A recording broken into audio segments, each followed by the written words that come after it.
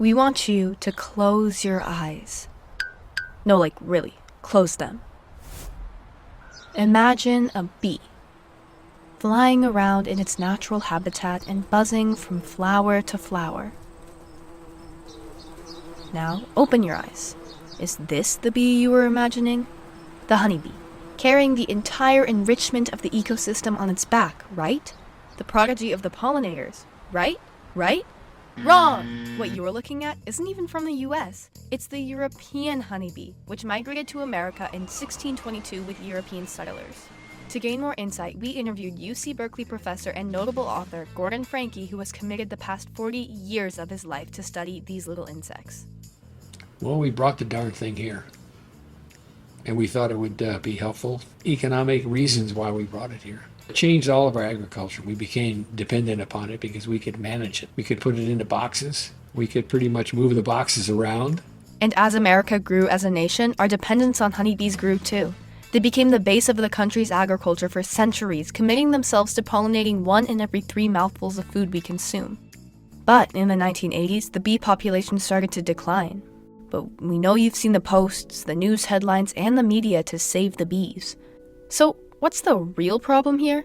Surely the initiative assists these insects, right? While this active awareness of the Save the Bees movement may seem like it's doing good in the world, it puts only the struggles of the European honeybee in the spotlight and leaves a more dire issue in its shadow: the native bees. Wait, I've never seen these bees before, and I'm sure you haven't either. Unlike honeybees, most native bees don't produce honey, most don't have queens, and most don't even sting at all.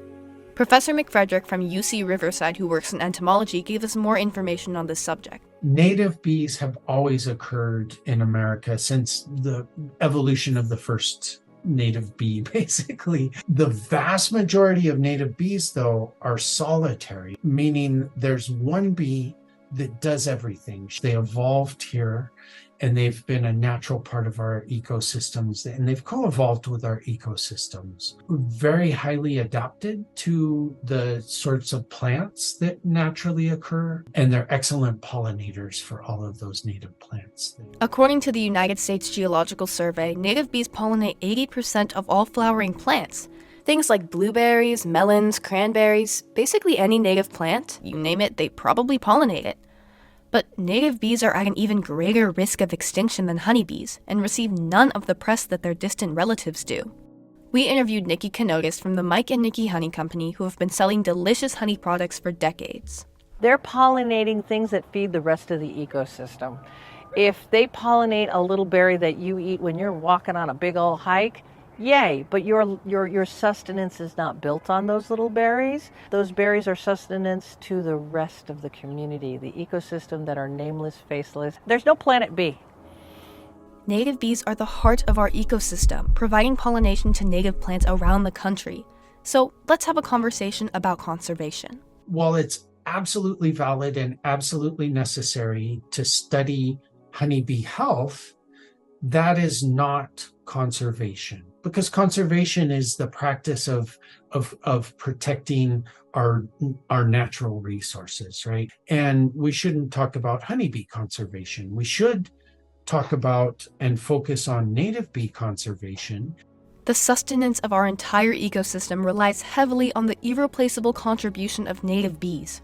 Without their pollination, countless plants face extinction, risking the survival of wildlife that depends on these plants. This domino effect has the potential to lead to widespread global devastation, casting a dark shadow over the fate of all living beings. Since humans are responsible for this decline, it's necessary that native bees are acknowledged for their crucial role in nature. They've experienced the same decline as honeybees, but without the voice they deserve. Luckily, there's a lot of stuff you can do to help preserve the native bee population. Don't use pesticides. Everything we do to sequester carbon, lower our carbon footprints, these are the things that help those pollinators. When it comes to buying plants for your garden, consider blue and purple flowers to attract native bees. In the delicate balance of our ecosystem, the native bee's struggle echoes urgently, a silent call for preservation overlooked in the broader buzz of conservation. A vital reminder to widen our focus and protect these essential pollinators for their future and yours.